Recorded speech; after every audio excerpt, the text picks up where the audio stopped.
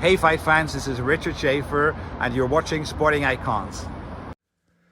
Alright everyone, hope you're all doing well. So over the last couple of days, I've been seeing a lot of comments pop up here on my YouTube channel and of course social media. And of course I've seen a couple of channels who I am subscribed to and I like a lot, also talking about this particular subject, which is Errol Spence Jr.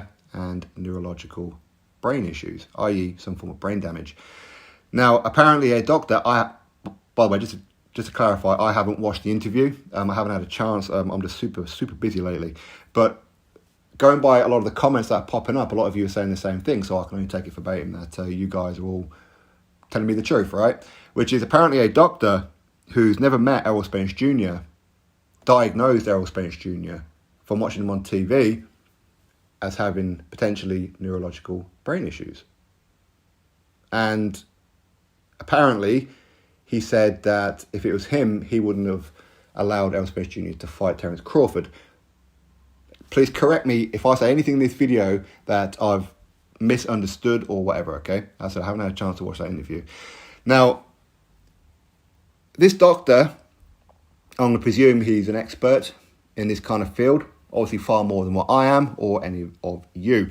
Now, before we get into it, where I can give you some stats and facts here, but before we get into it, just because a doctor is a professional in his or her field doesn't mean that they can't get emotionally biased towards certain fights and fighters. Quite clearly, this doctor has watched this fight, so he's clearly a boxing fan, right?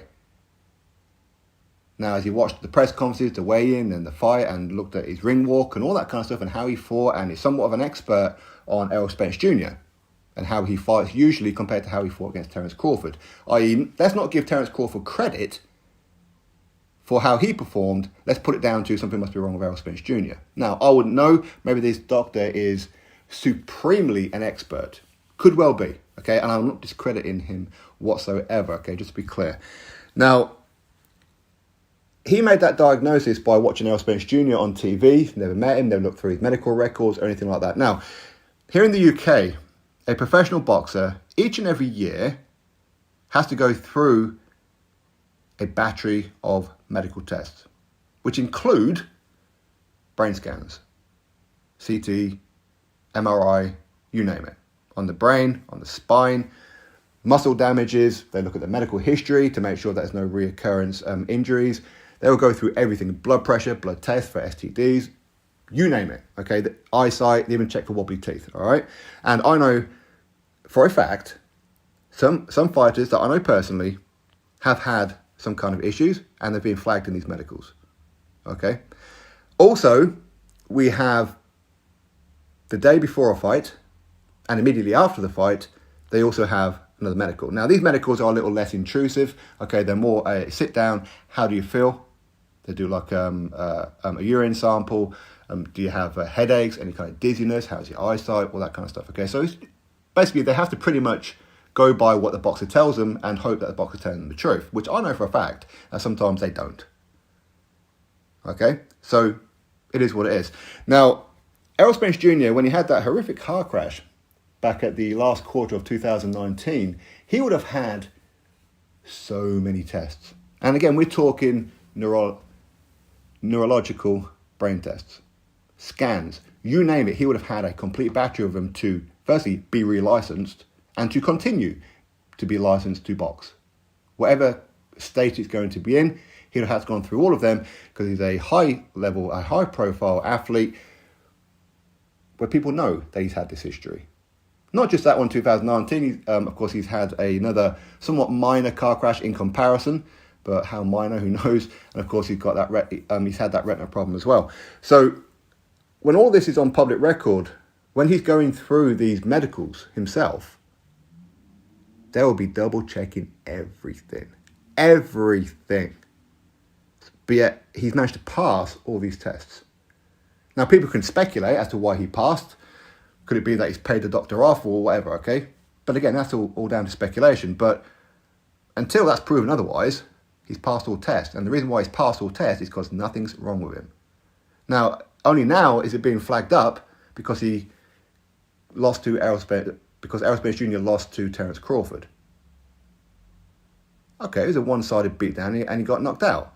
Well, maybe because Errol Spence Jr. is not as strong as Terence Crawford, not as fast as Terence Crawford. His ring IQ is not as good as Terence Crawford. His footwork, not as good as Terence Crawford, right? So let's not give Terence Crawford credit. Let's just say that there's something clearly wrong with Errol Spence Jr. Us being non-medical experts can look at, say, Errol Spence Jr.'s ring walk and go, something was definitely wrong. Now, maybe something was wrong. Okay, maybe. But he passed all the tests to be able to walk to the ring. Now, for those who want to put down the fact that he had that car crash back at the tail end of 2019 as one of the reasons, well, don't forget, he fought Danny Garcia. Nothing was wrong with him there. He fought Ugas.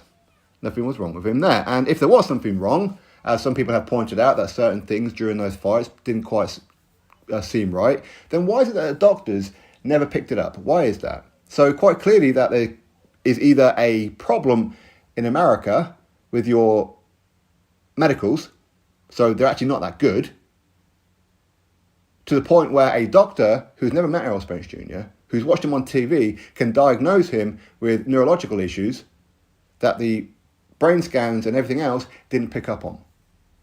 So which one am I going to believe? Which one are you going to believe?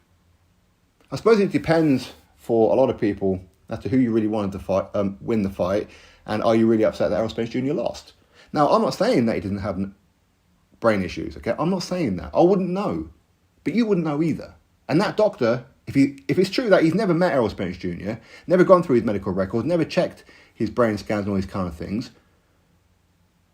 well, he's phenomenal then, isn't he? He is phenomenal. That's what I've got to say about it, really. Who are you going to believe? A guy who's never met him, who's never seen his records, who based it on some symptoms that could be caused from marijuana use, for all we know. Maybe the ring walk, he didn't look right because he was scared. Maybe the magnitude of that fight scared him. May well have done. It happens. Trust me, it happens. But I'm supposed to believe this doctor and say, yeah, Errol Spence Jr.'s got neurological problems, even though the multiple MRI scans, CT scans, and all the other kind of scans didn't pick up on. All the blood tests, or the other tests that he would have had, nothing was picked up, but a doctor who's seen him on TV has diagnosed him. You tell me which one I should really believe. People can say, well, he didn't look right, he didn't do... Okay. But you're not a doctor. And without actually sitting down there with him, you can't diagnose him. You just can't. You just can't. So no, for me, I don't think he's got neurological problems, because if he did, it would have been flagged up long before now.